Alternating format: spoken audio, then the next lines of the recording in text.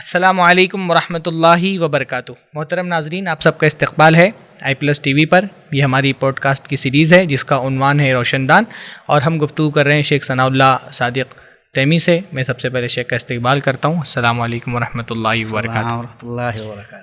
شیخ، اس pod cost میں خاص طور پہ کیونکہ آپ شمالی ہندوستان سے آتے ہیں، خاص طور پہ صوبہ بہار سے، تو ہم یہ چاہتے ہیں کہ اس پوڈ کاسٹ میں صوبہ بہار کو ہم آپ کی نظر سے دیکھیں، تھوڑا سا اس کی تاریخ، تھوڑا سا اس کا حال، اس کے مستقبل کے کیا اندیشے ہیں، مسلمانوں کی کیا صورتحال ہے، سلفی دعوت کی کیا صورتحال ہے۔ تو ہم چاہتے ہیں کہ گفتگو کا محور جو ہے وہ بہار یہ رہے۔ ویسے اب بہار کو ڈیفائن کریے، اور بہاری کو اپنی اس میں اگر ڈیفائن کرے تو آپ کیا ڈیفائن کریں گے؟ جزاکم اللہ خیر۔ ایک بہاری سو پہ بھاری ہے نا۔ ہم بہار والے اپنے بارے میں خوش فہمیوں کے شکار رہتے ہیں، اس لیے اعتماد بہت مضبوط رہتا ہے۔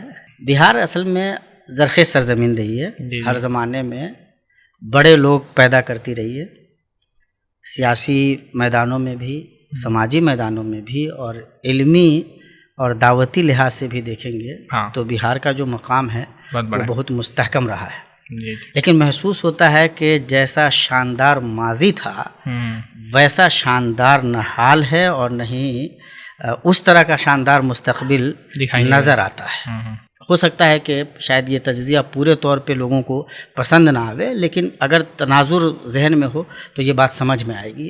اگر آپ آزادی سے پہلے جاتے ہیں بہار میں، خاص طور سے اگر مسلمانوں کے تناظر میں دیکھیں، جب گاندھی جی بہار پہنچتے ہیں تو اس وقت کے جتنے سیاسی لیڈران ہیں کانگریس سے وابستہ، جو بڑے لوگ ہیں، وہ سب کے سب مسلمان ہیں۔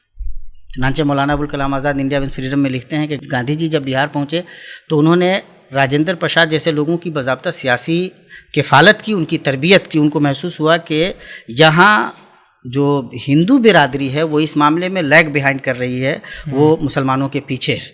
لیکن وہ جو سلسلہ ہے، کون لیڈران تھے جو بھی تھے ہے نا، وہ اصل میں جیسے سجاد صاحب تھے، بعد میں جنہوں نے امارت شریعہ کی بنیاد رکھی، ویژنری لیڈر تھے۔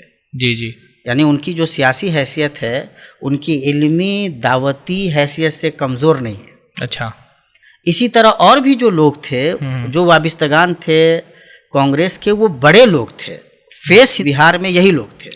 لیکن رفتہ رفتہ ایسا محسوس ہوتا ہے کہ دنیا آگے کی طرف بڑھ رہی ہے، اور ہماری جو یہ سیاسی قیادت ہے وہ پیچھے کی طرف بڑھ رہی ہے۔ تو آپ یہ سیاسی تناظر ذہن میں رکھیں۔ بہار ایک ایسی سرزمین ہے جہاں 20% کے قریب مسلم آبادی ہے۔ اب تک کی تاریخ میں بڑی معمولی مدت کے لیے ہمارا ایک وزیر اعلیٰ ہوا جو مسلمان ہوا، کانگریس کے زمانے میں ہوا، عبدالغفور صاحب، وہ سیوان کے ایک چھیتر سے جیت کر کے آتے تھے۔ اس کے بعد مسلمانوں کا جو سیاسی منظرنامہ ہے وہ اس طرح سے روشن نظر نہیں آتا۔ اس کے اسباب ہیں، انشاءاللہ ہم جب سیاسی تناظر میں بات کریں گے تو کریں گے۔ جو دوسرا پہلو ہے، اگر آپ علمی اور دعوتی نقطۂ نگاہ سے دیکھیں تو مولانا سید نذیر حسین محدث دہلوی رحمۃ اللہ علیہ پوری دنیا میں سلفی دعوت کے مجدد کی حیثیت رکھتے ہیں۔ حدیث کی تدریس کے معاملے میں ان کے مقام تک ان کے بعد کوئی دوسرا پہنچتا ہوا نظر نہیں آتا، اور جیسی کھیپ انہوں نے تیار کی، وہ منگیر سے تعلق رکھتے تھے، بہار کی سرزمین ہے۔ تحریک شہیدین کا جو سب سے بنیادی اہم ترین مرکز رہا ہے وہ صادقانہ صادق پور کا صادق پور یعنی پٹنہ رہا ہے، اور اس کے جو اثرات رہے ہیں وہ بہار کے شمالی بہار میں تو نسبتاً کم، لیکن جو سیمانچل کا علاقہ ہے، بنگال سے جڑنے والے جو خطے ہیں، ان پہ بہت گہرے اثرات رہے ہیں۔ اور جو علماء پیدا ہوئے، رحمانی علماء جو مدرسہ رحمانیہ دہلی سے پیدا ہوئے، یا جو سید نذیر حسین محدث دہلوی رحمۃ اللہ علیہ کے شاگردوں کی جو کھیپ ہے، اس میں مولانا عبدالعزیز رحیم آبادی رحمۃ اللہ علیہ، مولانا شمس الحق عظیم آبادی رحمۃ اللہ علیہ، اور یہ لوگ مرجع کی حیثیت رکھتے ہیں۔ سید نذیر حسین محدث دہلوی رحمۃ اللہ علیہ کے شاگردوں میں ان کا جو مقام ہے اس وقت ان کے دوسرے شاگردوں کا وہ مقام نہیں ہے۔ شمس الحق عظیم آبادی رحمۃ اللہ علیہ بالکل مرکزی شخصیت کی حیثیت رکھتے ہیں۔ یہ وہ لوگ ہیں جو مختلف سطحوں پہ دوسرے لوگوں کو کام میں، دعوتی کام میں، اصلاحی کام میں، تصنیفی تالیفی کام میں لگا رہے ہیں۔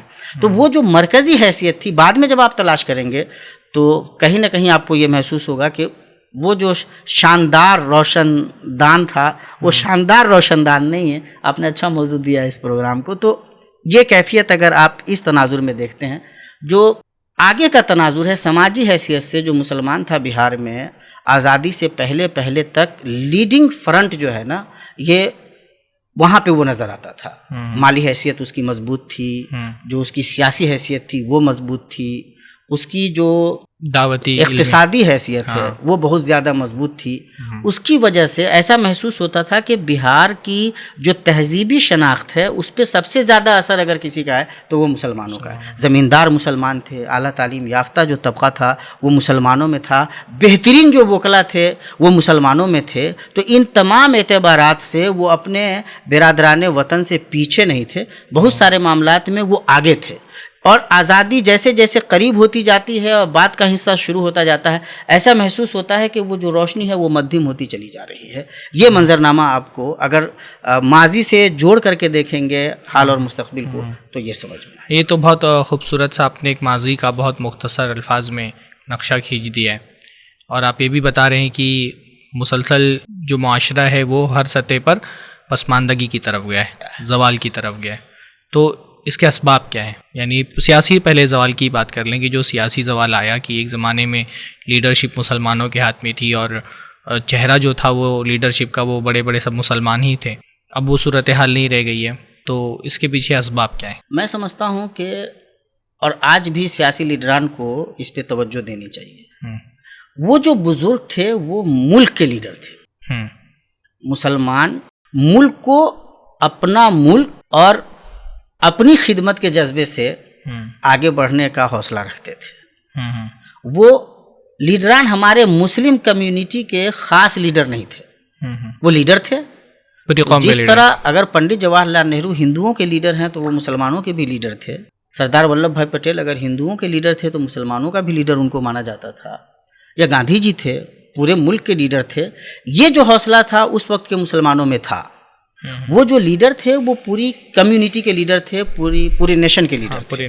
رفتہ رفتہ ایسا ہوتا چلا گیا کہ جیسے وہ جب 1906 میں یہ مسلم لیگ بنتی ہے اور جب ہم اپنے حقوق کی بات کرتے ہیں تو ساتھ ہی ساتھ جو یہ سپریشن کا جذبہ ہے وہ مضبوط ہوتا چلا جاتا ہے. اور آپ یہ مانیں یا نہ مانیں کہ یہ جو سپریشن والا جذبہ ہے, علیحدہ ہونے کا جذبہ جو ہے نا, وہ آپ کو تنگ کرتا ہے. تو نتیجہ یہ ہوا کہ جو اپروچ ہے ہمارے سیاسی مبصرین کا, قائدین کا, وہ نسبتاً اب وہ پورے ملک کو دیکھنے کی بجائے وہ اپنی کمیونٹی کو دیکھ رہے ہیں. اور یہ جب تنگ زیادہ ہوتا ہے تو پھر وہ کمیونٹی بھی ذہن میں نہیں رہتی ہے, انسان اپنے تک آ کر کے رہ جاتا ہے, اس کے ذاتی مفادات سینٹر اسٹیج لے لیتے ہیں. یہ کیفیت ہمیں بہار میں دیکھنے کو ملتی ہے. یہ وجہ کہ رفتہ رفتہ جو مطلب کیفیت ہے وہ روشنی کے مدھم ہونے کی ہے, یہ لیڈرشپ کے مر جانے کی ہے. لیڈرشپ یہ نہیں ہے کہ کمزور پڑ گئی, بہار میں جیسے مسلم لیڈرشپ مر گئی. اور یہ اس کی میں جہاں تک اس کا دراسہ کر پاتا ہوں یہاں تک پہنچتا ہوں. یہ سیم غلطی علماء نے بھی کی. آپ کو تعجب ہونا چاہیے کہ جمعیت علماء ہند کا قیام اس لیے ہوتا ہے کہ مسلمانوں کے جو ملی مفادات ہیں ان کا تحفظ عمل میں آئے گا. مسلمانوں کی جو سیاسی سطح کی پریشانیاں ہیں ان پریشانیوں کا ہم حل نکالیں گے. اور اس میں ہم یہ نہیں دیکھیں گے کہ کسی کی مسئلے کی حیثیت کیا ہے. ایک اسٹیج آتا ہے جب جمعیت علماء ہند کے پلیٹ فارم سے کسی خاص مسلک والے کو ٹارگٹ کیا جاتا ہے. یعنی علماء نے جمعیت علماء ہند کے پلیٹ فارم کو, جو ملی پلیٹ فارم کا, اس کو مسلکی پلیٹ فارم بنانے کا بلنڈر کیا, جرم کیا. میں اس کو غلطی نہیں مانتا, اور اس لیے میں مانتا ہوں کہ جب اس قسم کا کوئی جرم ہو رہا ہو تو اس کے خلاف بہت شدت سے آواز اٹھانا ملت کی ذمہ داری ہے. تو جمعیت علماء ہند کو اگر آپ ملت کا ادارہ نہ بنا کر کے کسی مسلک کا ترجمان بنا دیتے ہیں تو آپ اس مسلک کا بھی نقصان کرتے ہیں اور پوری ملت کا نقصان کرتے ہیں. علماء نے جن کو پوری ملت اسلامیہ کی رہنمائی اس خاص حوالے سے کرنی تھی, انہوں نے اپنی وہ زمین ہی کھو دی. تو جمعیت علماء ہند کا مسلکی اکھاڑا بن جانا یہ صرف جمعیت علماء ہند کا نقصان نہیں ہے, پوری ملت اسلامیہ کا ملی نقصان ہے. اور اس طرف وہ توجہ نہیں جاتی جو جانی چاہیے. جو غلطی علماء نے اس اسٹیج پہ کی, ہمارے عام سیاسی لیڈران نے یہ غلطی کی کہ انہوں نے خود کو مسلمانوں کا لیڈر سمجھ لیا. بھائی ایک جمہوری ملک میں جہاں آپ کو ووٹ دینے والا ایک مسلمان بھی ہے اور ایک غیر مسلمان بھی ہے, آپ یہ کیوں تصور کر کے بیٹھے ہوئے ہیں کہ آپ مسلمانوں کے لیڈر ہیں؟ مولانا ابوالکلام آزاد پنڈت جواہر لال نہرو سے اس بات پہ لڑتے تھے کہ ہمیں ایسی جگہوں سے ٹکٹ ملنا چاہیے جہاں ہندوؤں کی اکثریت ہو, مسلمانوں کی نہیں. وہ یہ چاہتے تھے کہ یہ جو تصور ہے کہ ایک مسلمان کا لیڈر ہوگا, یہ کیفیت نہیں ہونی چاہیے. افسوسناک حد تک مجھے لگتا ہے کہ دوسرے خطوں میں بھی یہ صورتحال ہونا. حالانکہ لوگوں نے مولانا کو خود جو ہے نا وہ ایک قومی لیڈر کے بجائے ان کو ایک کمیونٹی کا لیڈر بنا دیا. اور یہ یقین جانیے کہ مولانا ابوالکلام آزاد پر اس سے بڑا ظلم نہیں ہو سکتا. جس آدمی نے ملک کا تعلیمی منظرنامہ تشکیل دیا ہو, اتنی اچھی بیس تیار کی ہو, آج پوری دنیا میں ہندوستان کو اس کے تعلیمی نظام کی وجہ سے عزت مل رہی ہے. اچھے اچھے ITNs ہیں ہمارے, اچھے انجینئرس ہیں, اچھے ڈاکٹرز پیدا ہوتے ہیں, اچھے کلاکار پیدا ہو رہے ہیں. پوری دنیا میں ہندوستان کو اس وجہ سے عزت ملتی ہے. اور یہ نیو جو ڈالی ہے, یہ جو تعمیر ہے مولانا ابوالکلام آزاد کی ہے, تو مولانا آزاد پہ اس سے بڑا کوئی ظلم نہیں ہو سکتا کہ آپ ان کو مسلمانوں کا لیڈر بنا کر کے رکھ دیجئے. یہ غلطی برادران وطن کا ایک طبقہ تو اس لیے کرتا ہے تاکہ جو آپ کا انفلوئنس ہے وہ کمزور پڑے, آپ کی جو حیثیت ہے وہ گھٹے. لیکن اگر آپ بھی وہی غلطی کرتے ہیں تو بہرحال آپ اپنا نقصان کرتے ہیں. بہار کی سطح پہ مجھے ذاتی طور پہ ایسا محسوس ہوتا ہے کہ بعد کے دور میں لیڈران کے اندر یہ احساس پیدا کرنے کی کوشش کی گئی اور وہ اس احساس کے شکار ہو گئے کہ ہم مسلمانوں کے لیڈر ہیں. اور یہ بڑی, میں سمجھتا ہوں کہ بڑی خطرناک بات ہے. جمہوری ملکوں میں آپ کو ملک کا لیڈر ہونا چاہیے اور اس کے لیے آپ کو محنت کرنی چاہیے. جب آپ ملک کے لیڈر بنتے ہیں شیخ, میں کہنا چاہتا ہوں کہ یہ ذرا جوخم بھرا ہے, محنت طلب ہے. آپ کو اپنے لوگوں کی بہت سارے مرحلوں میں ناراضگی کا ہے نا, وہ ناراضگی مول لینی پڑے گی.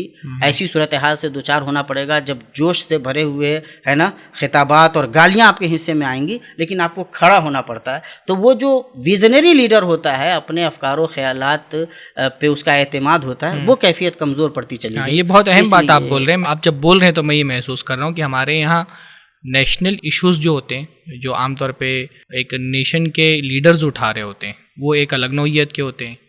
اور ہماری کمیونٹی کے لیڈرز جو ایشوز اٹھا رہے ہوتے ہیں, ٹھیک ہے مسلم حقوق پر بات کرنی چاہیے, لیکن ایسا نہیں ہونا چاہیے کہ ہمارے ایشوز صرف مسلم ایشوز ہیں.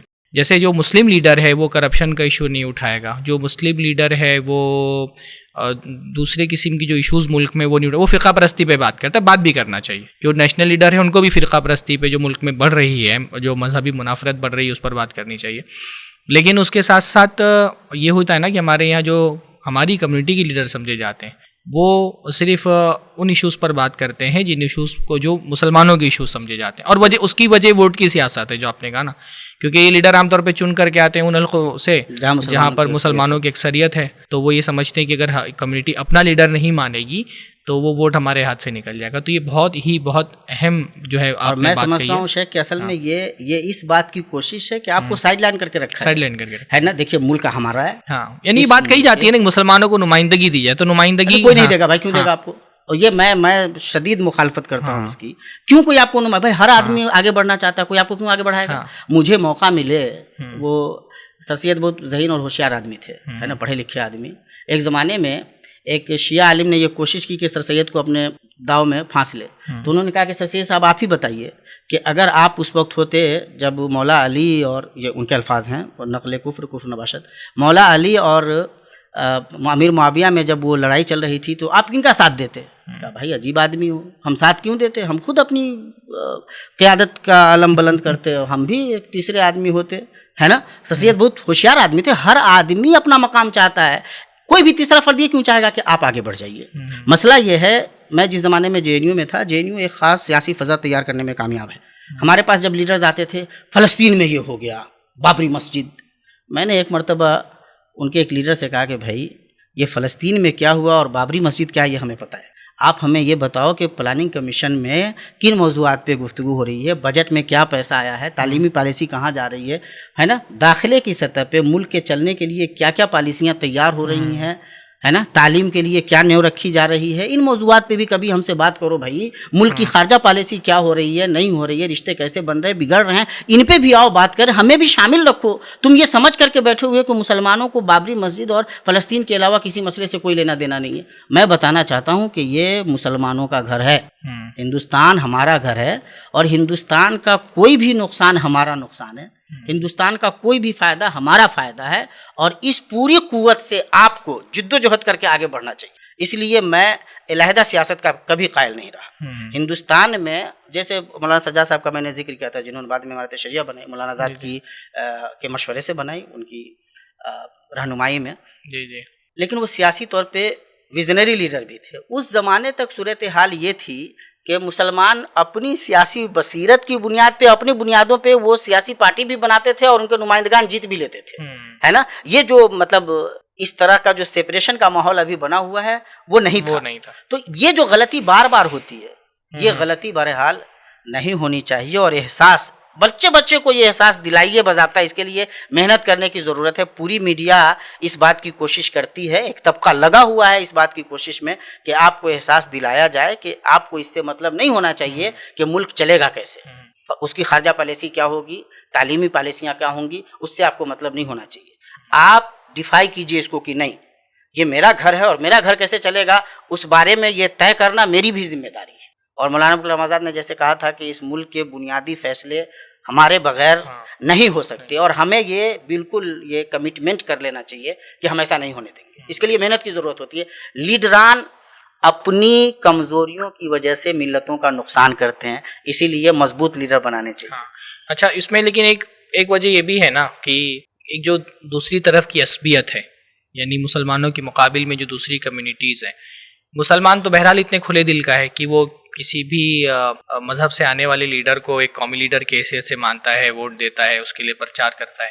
لیکن اب دوسرے لوگوں کا اتنا حوصلہ نہیں رہ گیا کہ ایک مسلمان کو ایک قومی لیڈر کی حیثیت سے تسلیم کریں. یعنی ہمارے یہاں جو سیکولر پارٹیاں ہیں وہ بھی ایک مسلمان لیڈر کو مسلمانوں کی نمائندگی کی حیثیت سے تسلیم کرتی ہیں. ایون جو سیٹوں کا بٹوارا ہوتا ہے اس میں بھی ہوتا ہے کہ بھائی یہاں پہ میجورٹی بہت مسلمانوں کے ہیں, تو یہاں ایک مسلمان کو نمائندگی ملنی چاہیے. جو آپ نے کہا نا مولانا ابو الکلام آزاد النظریہ, کہ اب یہ جمہوریت میں سیاست میں تو ووٹ بینک کی سیاست ہوتی ہے, تو اس میں تو یہ دکھنے میں آتا ہے نا کہ یہاں مسئلہ صرف مسلمانوں کے ساتھ نہیں ہے. جو مسلمانوں کے مقابل میں جو دوسری کمیونٹیز ہیں, غیر مسلم ہیں, وہ بھی ایک مسلمان کو ایک سیکولر, ان لوگوں کی بات کر رہا ہوں میں, جو فرقہ پرست طاقت ہے ان کی بات نہیں کر رہا, جو سیکولر ہندو ووٹرز ہیں, دوسرے ووٹرز ہیں, وہ مسلمان کو ایک نیشنل لیڈر کی حیثیت سے نہیں تسلیم کرنا چاہتے ہیں نا. وہ بھی یہی سمجھتے ہیں کہ اگر مسلمانوں کو نمائندگی ملے بھی تو وہ اس حیثیت سے ملے کہ یہ اس کمیونٹی کے نمائندہ ہیں. تو مسئلہ تو دونوں ہی طرف. میں یہ چاہتا ہوں کہ ہم ان کی ان کوششوں کو کمزور کریں. اصل یہ ہے نا کہ میرا ایک اور شدید احساس یہ ہے کہ ہم نے کمیونٹی لیڈر پیدا نہیں کیا. کسی مسلمان لیڈر کو مسلمان کا لیڈر سمجھا جاتا ہے اور اصلاً وہ مسلمانوں کا لیڈر ہوتا نہیں ہے. آپ کی کمیونٹی نے, ہماری کمیونٹی نے, مسلم کمیونٹی نے ہندوستان میں اپنا لیڈر بنایا نہیں ہے. میں چھوٹی سی مثال دیتا ہوں. کانگریس جس زمانے میں جس کو چاہتی تھی لیڈر بنا دیتی تھی. بعد کے دور میں مسلمان جب کانگریس سے ناراض ہوئے ہمارے بہار میں, آر جے ڈی نے جس کو چاہا مسلمان کا لیڈر بنا دیا, وہ مسلمان کا لیڈر ہو گیا. بھائی وہ اس پارٹی کا لیڈر ہے. جس زمانے میں کوئی لیڈر کانگریس کا تھا تو وہ کانگریس کا لیڈر تھا. کانگریس نے مسلمانوں کو بتایا کہ یہ تمہارا لیڈر ہے, اور ہم نے مان لیا کہ یہ ہمارا لیڈر ہے. وہ بیچارہ ہمارا لیڈر تھا نہیں. ہمارا لیڈر وہ ہوتا جس کو ہم نے لیڈر بنایا ہوا ہوتا.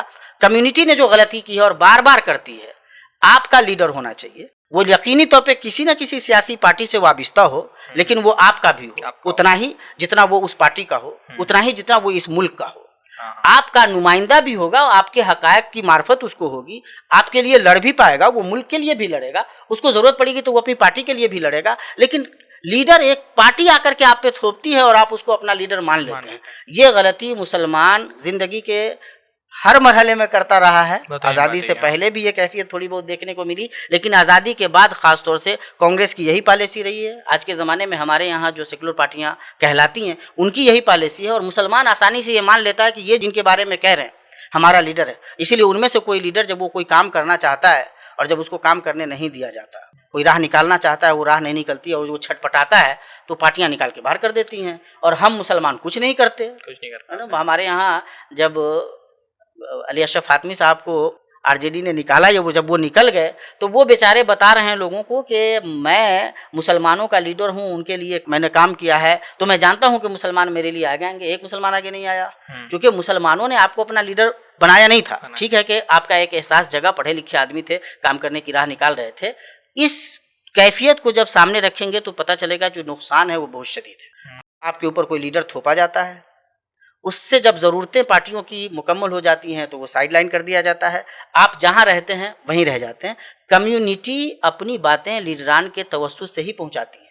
اگر آپ کا لیڈر آپ کی بات پہنچانے کی صلاحیت نہیں رکھتا تو آپ تنزل کے شکار ہوں گے, عروج کی طرف نہیں جائیں گے. اور یہ غلطی اس لیے کمیونٹی کو لیڈر بنانے کی صلاحیت پیدا کرنا چاہیے. بہار نہیں کر پایا. ایک تو سیاسی صورتحال پہ اچھا آپ نے تجویز بھی بہت اچھی رکھی, اور جو نقشہ آپ نے کھینچا, جو سبب جو بنیادی آپ نے بیان کیا وہ بہت اہم تھا. یہ میرے لیے بھی بہت نئی بات تھی. تعلیمی صورتحال اس وقت کیا ہے بہار کی؟ مسلمانوں میں عمومی طور پہ دو جو کیفیت ہے. اگر مین اسٹریم ایجوکیشن کی بات کریں گے تو خاص طور سے جو سرکاری سطح کی تعلیم ہے وہ کمزور ہوئی ہے. کسی زمانے میں بہار کا جو مین اسٹریم ایجوکیشن سسٹم تھا وہ بہت مضبوط تھا, اور یہاں اصل میں اس کو منڈل کمیشن سے جوڑنے کی ضرورت ہے. پالیسیاں جو طے ہوتی ہیں ملکوں کی, تعلیمی جو صورتحال بنتی ہے, ان میں جو تیسرا فرد ہے وہ بہت اہم کردار ادا کرتا ہے. جب ریزرویشن لاگو ہوا تو جو اپر کاسٹ ہندو ہے اس کے سامنے یہ مسئلہ کھڑا ہو گیا کہ اب تو اس کو کمپیٹ کرے گا یہ جو لوور کاسٹ ہے. تو اس نے سوچا کہ کوئی ایسی راہ نکلنی چاہیے کہ ریزرویشن تو اس کو ملے لیکن مقام میرا ہی بلند رہے. یہ وہی ٹائم ہے جب آپ دیکھیں گے کہ پیرالل ایجوکیشن سسٹم جو ہے نا وہ ہندوستان میں متعارف ہو رہا ہے, اور پیرالل ایجوکیشن سسٹم اس جو اعلیٰ طبقہ ہے پہلے سے اس کے ہاتھ میں, اس لیے وہ جو یعنی پرائیویٹ جو ایجوکیشن انسٹیٹیوٹس تھے. بالکل. تو اب جو وہ مین اسٹریم ایجوکیشن سسٹم تھا نا وہ کمزور ہوتا چلا گیا ہے نا, اس کے لیے وہ جگہ اب وہ لوگ پڑھ رہے ہیں جن کے والدین بیچارے وہ اس قابل نہیں ہے کہ اس پہ کوئی بات کر سکے. اور ابھی تو صورتحال یہ ہے کہ نتیش کمار صاحب نے جب لوگوں کو مطلب بحال کرنا شروع کیا, شروع میں تو جیسے تیسے لوگوں کو بحال کر دیا, اور نتیجہ جتنا کمزور ہو سکتا تھا اتنا کمزور ہوا. اس طرف آ کر کے گورنمنٹ کو یہ احساس ہوا ہے کہ اس نے غلطی کی تھی, تو اب وہ سدھارنے کی کوشش کر رہی ہے, اور اس کے نتائج بہرحال اب عمومی بہار کی صورتحال ہے. مین اسٹریم ایجوکیشن کی میں بات کر رہا تھا. اب اگر دینی تعلیم کی نہیں, میں یہ جاننا چاہ رہا ہوں کہ جو مین اسٹریم کی صورتحال ہے تو عمومی ہے, اس میں کیا مسلمان ہیں دوسرے لوگوں سے قدم ملا کے کھڑے ہیں, یا تعلیمی صورتحال مسلمان پیچھے ہیں تعلیمی معاملے میں اور کمیونٹیز؟ اس کا دو بڑا بنیادی اثر دیکھنے کو آپ کو بہار میں ملے گا. یہ جو اعلیٰ طبقہ تھا اس نے جو ایجوکیشن کا جو یہ ڈھانچہ بنایا یہ بہت مہنگا ڈھانچہ تھا.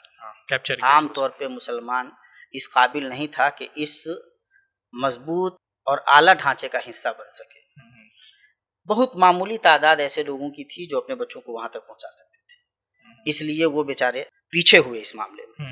جو ایجوکیشن کا مین اسٹریم تھا وہ جب کمزور پڑا تو ان کے اندر ایک غرور بھی تھا کہ ہم بڑے لوگ ہیں, تو انہوں نے اپنے بچوں کو وہاں بھیجنے سے گریز کیا.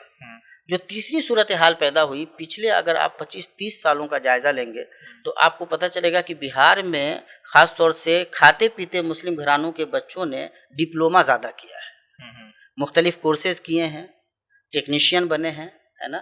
اس قسم کے کورسز جو مطلب 2-3 سال کے بعد آپ کو روزگار فراہم کر دیتے ہیں.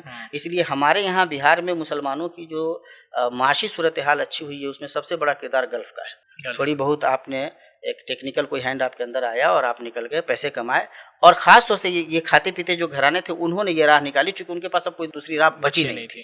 اس اعتبار سے جو نقصان ہوا ہے وہ شدید ہے. یہی وجہ ہے کہ ڈپلومیسی میں جو ان کا مقام ہونا چاہیے, جوڈیشری میں جو مقام ہونا چاہیے وہ بہت کمزور ہوا. ایجوکیشن سسٹم میں جو ہیجمنی تھی ایک طرح سے, خاص طور سے جوڈیشری میں ہیجمنی تھی مسلمانوں کی, ایک بڑا مطلب یہ سمجھا جاتا تھا کہ اچھا وکیل مسلمان ہوگا, وہ اب وہ منظرنامہ ذہنوں سے نکل چکا ہے. یہ مانا جاتا تھا کہ اچھے ماسٹر ہوتے ہیں مسلمان, وہ ذہن سے نکلتا چلا جا رہا ہے. اس طرف آ کر کے ایک طرح کا ریوائول ہے, انشاءاللہ امید ہے کہ اچھے نتائج سامنے آئیں گے. لیکن جو نقصان ہوا خاص طور سے 30 سال کا جو عرصہ ہے وہ اس اعتبار سے بہت افسوسناک ہے. تو یہ تعلیمی موضوع پر بھی آپ کا ایک اچھا ماشاءاللہ بات ہوئی.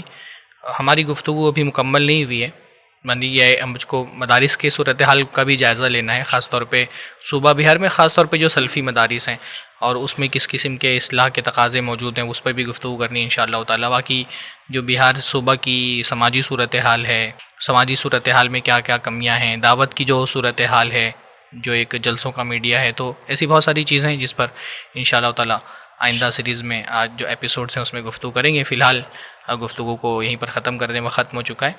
محترم ناظرین, ایک دلچسپ موضوع پر گفتگو چل رہی ہے. ہماری کوشش یہ ہوتی ہے کہ بہت سارے ایسے پہلوؤں کو شخصیتوں سے بات کر کے اجاگر کیا جائے جو عام طور پہ ہماری نظروں سے اوجھل ہوتے ہیں. شیخ کیونکہ ایک گہری نظر رکھتے ہیں سماج پر, معاشرے پر, اور خاص طور پہ بہار سے کیونکہ شیخ کا تعلق ہے تو یہ ہماری دلچسپی کا موضوع ہے. مسلمان ویسے تو دو قالب میں ایک جان کی طرح ہوتے ہیں. مسلمان جہاں پر بھی ہو, اللہ کے نبی صلی اللہ علیہ وسلم نے فرمایا, ایک جسد واحد کی طرح ہوتے ہیں.